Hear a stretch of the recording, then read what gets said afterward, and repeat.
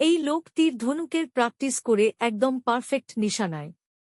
কারণ এই হারামজাদা একদম কাছের থেকে ধনুক চালাচ্ছিল।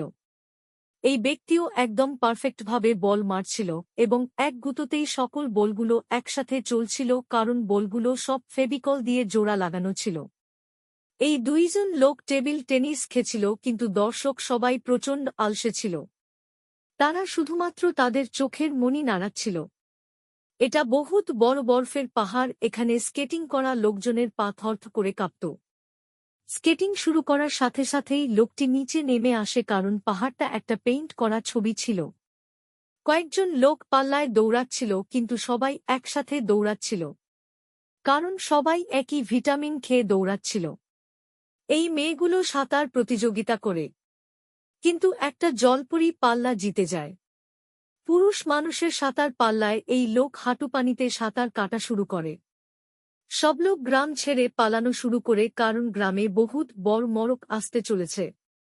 আর এক রাতের ভেতরই বরফ জমে যায়। গ্রামের মাতুব্বর নোটিশ টানায়, আর সব লোক ঘরবাড়ি ছেড়ে পালানো শুরু করে। লোকে বলা শুরু করে গ্রামে থাকলে অকারণেই মরা লাগবে। কিন্তু এই চুলবুল গ্রাম ছাড়তে চায় না। চুলবুল যখন রাতে ডিনারের জন্য বসে, তখন বরফের ভূত দরজা ধাক্কায় আর ভেতরে ঢুকে সকল খাবার সাফ করে দেয়। তখন ওর ঘরে একটা হায়না আসে আর দুইজনকে খাওয়ার প্ল্যান করতে থাকে। তখন চুলবুল চুপ করে হায়নাকে ওভেনে আটকে ফেলে।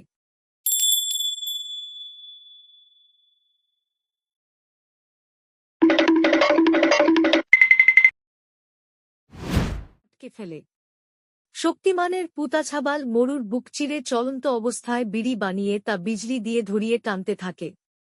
অনেকদিন আগের কথা, এই পুতাছাবাল পরিবারের সাথে যাওয়ার সময় গাড়ির থেকে পড়ে যায়, আর তখন ও একটা হায়নার গুহায় যেয়ে থাকা শুরু করে।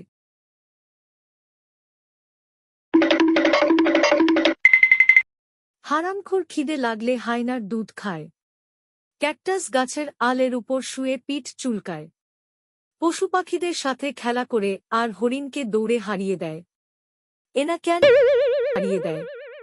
এনাক্যান্ডা ও ওর সামনে কেঁচো হয়ে যায়। একবার কিছু শকুন একটা ঘোড়ার বাচ্চাকে খাওয়ার জন্য ঘিরে ধরে, আর তখন শক্তিমানের পুতাছাবাল এসে শকুনগুলোকে ধবল ধোলাই করে, আর তখন থেকে ঘোড়া আর শক্তিমানের পুতাছাবালের বন্ধুত্ব